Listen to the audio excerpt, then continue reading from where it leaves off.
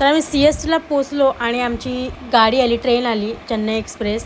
तर चेन्नई एक्सप्रेसमध्ये आम्हाला बसायचं होतं. सो फटाफट आल्याच्यानंतर आम्ही 10 वाजता बसून गेलो. मित्रमंडळी श्री स्वामी समर्थ. तर आज आम्ही आलो जाणार आहोत अक्कलकोटला.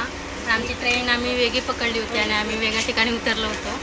तर आम्हाला एवढी आयडिया नव्हती कारण की आम्ही पण फर्स्ट टाईमच चाललो आहे. त्यामुळे आता आम्ही इकडे अक्कलकोटची ऑलरेडी ट्रेन पकडले आणि आता आपण डायरेक्ट अक्कलकोटला जाऊया असं दिवसापासून स्वप्न होतं. आता एक काकीने इकडे मस्त पुरी आणि भाजी आणली आहे. इकडे खातोय आता. काकी माझ्या ब्लॉगमध्ये फर्स्ट टाईमच येत आहेत.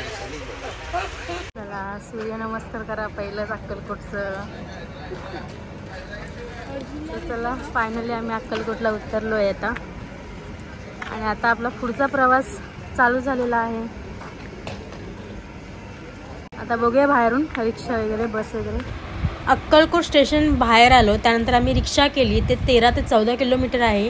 तर रिक्षावाले इथून 300 रुपये घेतले. नंतर आम्ही रूमवरती पोचलो. रूमवरती आम्ही मस्त फ्रेश वगैरे होऊन तयार होऊन आम्ही निघालो आहे अक्कलकोट म्हणजेच आपल्या स्वामींना भेट देण्यासाठी. आणि इथून आपल्याला एंट्री करायची आहे आतमध्ये. तुम्हाला काही ओटी वगैरे काही हार वगैरे जे पण काय तुम्हाला घ्यायचं आहे तुम्ही इकडून घेऊ शकता. आणि स्वामींसाठी तुम्हाला एक सांगते फक्त एवढंच की तिथे हार वगैरे घेतले जात नाहीत किंवा स्वामींना तिथे घातले जात नाहीत.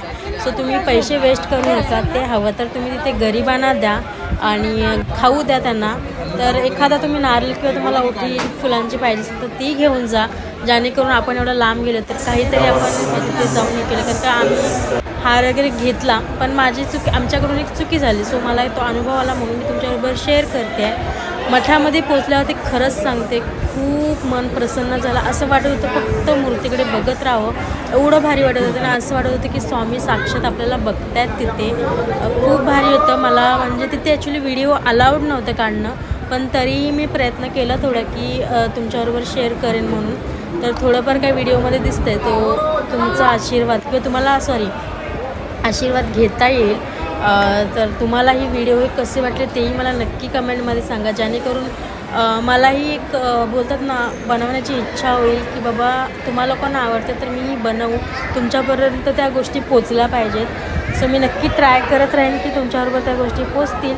आणि खरंच खूप मन प्रसन्न झालं. आणि तुम्हाला सांगते की आमचं म्हणजे मी सांगू नाही शकत. आमचं तुम्हाला म्हणजे फर्स्ट टाईम आमचं दर्शन खूप छान झालं आणि सेकंड टाईम विचारही नव्हतं केलं की आमचं परत स्वामींना जाऊन आम्ही भेटू.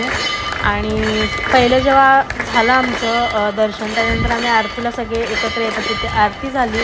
खूप छान वाटलं. मन प्रसन्न झालं. तुम्हाला इथे लाईव्हला दाखवलं आहे मी स्क्रीनवरती. तर तिथे आरती देवाला पहिलं नैवेद्य दाखवून मग आरती चालू होते. तर त्या गोष्टी झाल्या. खूप छान वाटलं. मन प्रसन्न झालं आणि बोलले आता आपण जाऊया. कारण का आम्हाला ना वटवृक्ष जे आहे तिथे आम्हाला दर्शन घ्यायचं होतं पण ते दर्शन आमचं झालं नाही. तर मग काकी बोलायला लागले की आपण परत घेऊया. मी बोलले ठीक आहे चालेल. तर आम्ही परत जाणार होतो आणि वाटलं नव्हतं की परत आम्ही स्वामींचंच दर्शन घेणार आहोत. पण वटवृक्षाला कसं आहे ते गोल फेरा आहे त्यामुळे आपल्याला झाडाला व्यवस्थित हात लावता येत नाही. पण जिकडे एक साईडला अजून एक छोटा आहे तर तिथे आपण त्याला हात लावून आपण आशीर्वाद घेऊ शकतो. तो इथे बघितलं आरती वगैरे झाली. नंतर आम्ही बाकीचे जे स्वामींचे फोटोज किंवा मूर्तीच ठेवले. हे तुम्ही जे फोटोज बघतात हे खूप जुने आहेत. म्हणजे तेव्हाच्या काळातले हे जे फोटो आहेत खूप जुने आहेत. तुम्हाला दिसून समजतच असतील की किती जुने आहेत. त्यानंतर चला काकी बोलला आपण आता जाऊया परत रिटर्न. आणि आम्ही आता रिटर्न चाललो आहे. वटवृक्षाचं दर्शन घेण्यासाठी चाललेलं आहे. त्यानंतर मस्त इथे स्वामींचं जी फ्रेम आहे ती सुपाऱ्यांपासून बनवलेली आहे. सो खूप छान आणि सुंदर अशी आहे.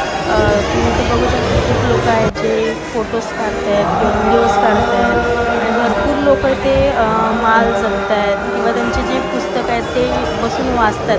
कारण की आपण एवढं लांब येतो स्वामींच्या आपण चरणी येऊन बसतो आहे तर काहीतरी आपल्याला पण केलं पाहिजे जेणेकरून आपल्याला ही शांतता वाटेल आणि खूप छान वाटेल त्यासाठी. त्यानंतर इथे आग आहे आणि तिथे जे भस्म जे पडतं ते सगळे लोक लावत होते. तर त्याप्रमाणे आम्ही देखील लावलं आणि इथं मला जमत नव्हतं कारण का आग येत होती म्हणून मला काकीने लावून दिलं. सो इथे पण आम्ही लावलं भस्म. नंतर आम्हाला फोडायचं होतं नारळ. तर नारळ पण इथे फोडायला आहे, तुम्ही इथे येऊन नारळ फोडू शकता. काका नारळ फोडून देतात. नंतर तुम्ही दक्षिणा देऊ शकता, तुम्हाला किती द्यायचे आहेत त्या हिशोबाने. तर ते झाल्याच्यानंतर इथे भजन चालू होते. भजन खूप भारी, स्वामींचं जे भजन होतं ना इतकं ऐकायला भारी वाटत होते, असं वाटतं बस ऐकतच राहावं, एवढं भारी होतं. सो इथे भजन वगैरे झालं आणि नंतर आम्ही पुन्हा आलो इथे, कारण का आम्ही जेव्हा फर्स्ट टाईम गेलो तर आम्हाला काहीच फोटो काढता आले नाही. नंतर आम्ही रिटर्न आतमध्ये शिरलो.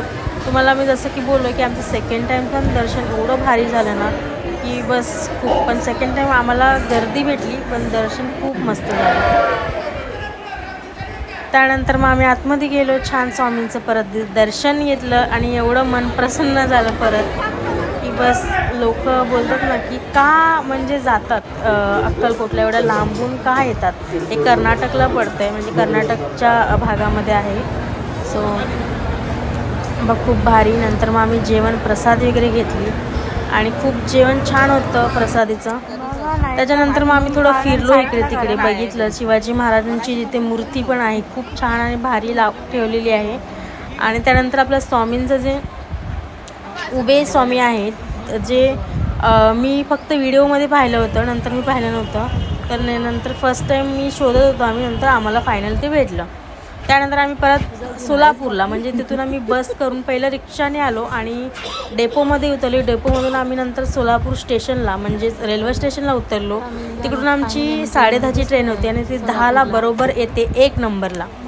सो हे लक्षात ठेवा. नंतर मग आम्ही पोचलो, फायनली ट्रेनमध्ये बसलो. आणि तुम्हाला सांगते की प्रवास हा एवढा प्रवास मी एकटीने पहिल्यांदा केला आहे. खरंच टेन्शन होतं की मी ते कसं करेन, कारण का काकी पण माझ्यावरतीच अवलंबून चालल्या होत्या की ही आहे म्हणून मी चालले. तर आता आम्ही पोचलो आहे आणि आता फायनली आम्ही चाललो आहे. खूप छान दर्शन झालं, खूप छान वाटलं आणि तुमचंही दर्शन झालंच असेल. तर तुम्हाला कसं वाटलं तेही सांगा. नेक्स्ट ब्लॉगमध्ये भेटूया. तोपर्यंत असंच प्रेम देत जा. श्री स्वामी समर्थ आणि सगळ्यांच्या मनातल्या इच्छा पूर्ण हो. श्री स्वामी समर्थ.